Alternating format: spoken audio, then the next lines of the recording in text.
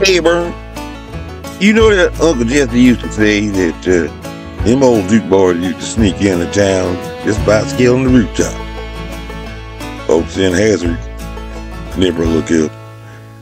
I don't know if you've heard the latest from those fat cats in Washington, but they're saying these days that a bunch of big scientists from Harvard University are claiming the entire pandemic can be blamed on an old Coon dog. But you know that dog don't hunt. A Coon dog and a virus that ain't stupid conquered the entire world without a sentient thought of lifting so much as a blanket. Well, that's what those egghead scientists are saying. But the funny thing about them old Coon dogs, you know, Bern, it's like the mask they're wearing. They can be some particularly ornery and sneaky creatures. And after causing a whole lot of mischief all year, even got named as an invasive species in Europe. You know, well, those Coon dogs like to take a little nap. Scientists call that hibernating during the winter months. And unless these critters were snoring up a storm at that old wet market in Wuhan, they were so hunkered out that they probably didn't even know they were in a cage. Much less setting off a pandemic. Set off a pandemic in your sleep, ain't that something? You ever go off to the zoo and play Wake the Bears? Just by tipping cows and testing the Big Bang Theory, as it were, you know, Vern? Now, did you know, Vern, that those old Coon dog critters usually pair up around autumn? A male and a female just enjoy each other's company before bedding down for the winter? And if they even had the novel coronavirus, they weren't posing any threat to anyone until maybe some hunters came out and snagged them, just like Bambi. But did you know that at that wet market where they were being sold, there are 678 stalls in the entire facility, which is a lot of stalls. And that is so large that it's actually divided by an entire street separating east and west.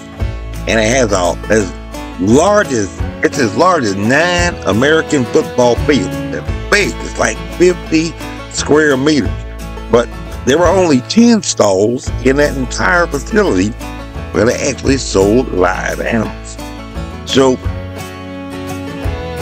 the search zone is actually rather limited for live animals and in a pretty crowded condition, they say. 8 were located in the southwestern corner of the western zone, and 2 were located in the northwestern corner of the eastern zone. Kind of hacked off in the corner, like, according to some scientist named George Zhao, who was like the Rochelle Walensky for the nation of China. So you can take that on good authority, I guess.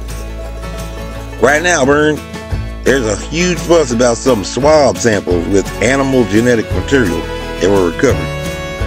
But there's a fella at the WHO by the name of Bruce Aylward, who was the assistant director, who actually went to China and wrote the entire report, about 40 pages.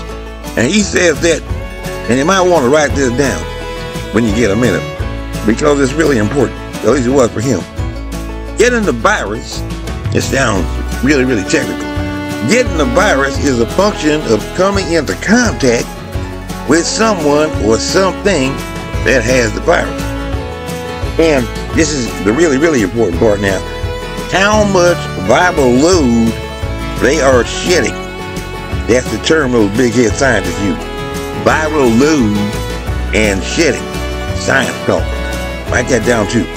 And according to an Asian fellow, scientist Jasper Fuck Wu John, that's Fuck Wu, not something else.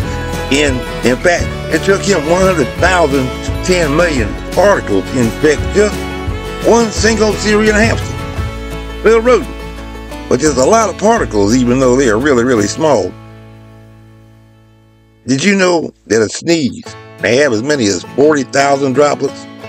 And in a cough, according to Live Science, and everybody reads Live Science, a single cough may contain as many as 200 million individual virus particles. But not all of them will be coronaviruses. It'll be a whole bunch of things. So you might have to cough and sneeze a few times just to get those particles to land in somebody's nose or mouth. It's not like you're being intranasally injected with live wild virus. And did you know that we have one rock star environmentalist scientist from Virginia Tech, one Lindsay Marr, who had determined that it took one index case, that's the person who has the virus and a super spreader, and it took one guy almost an hour just to infect 9 other people in a dining room, where he had failed to infect any of the staff who were passing in and out, or other guests outside a 30 square meter area. Somehow he got it right in the restaurant because somehow he failed to set off the super spreader on the train traveling 614 miles just to get to the restaurant. And he had failed to infect 3 members of his family who traveled with him from Wuhan, where that Coon dog began the pandemic. But he got it right and infected his family, 2 others, when he got to this restaurant 614 miles away. I ain't no dang scientist, but to me, that dog don't hunt, Burn. You know something else, Burn? They had sent some 1,800 teams of at least 5 epidemiologists to investigate this outbreak they now say was caused by an old Coon dog. And they had scientifically determined that a person trying to infect another person had a less than 5% chance of infecting anybody else. But it sounds a lot like that fellow who went to the restaurant having a problem infecting people on the train. They could have taken the coronavirus to Shanghai and had to wait for the perfect conditions, apparently. Now, you know, 5% is like if I could double your chances at winning at the roulette table. Or about the odds you have of picking the right symbol on one wheel in a slot machine at the casino. And you know how often that happens. And evidently, at least according to these egghead scientists, one lucky old Coon dog hit the jackpot and set off an entire pandemic. He kept hitting and hitting and hitting and hitting like somebody had him on a lucky streak. All of these egghead scientists working on this problem for 3 years though, Burn, it turns out to be an old starving Coon dog just hibernating away in a cage in a wet market. Imagine that.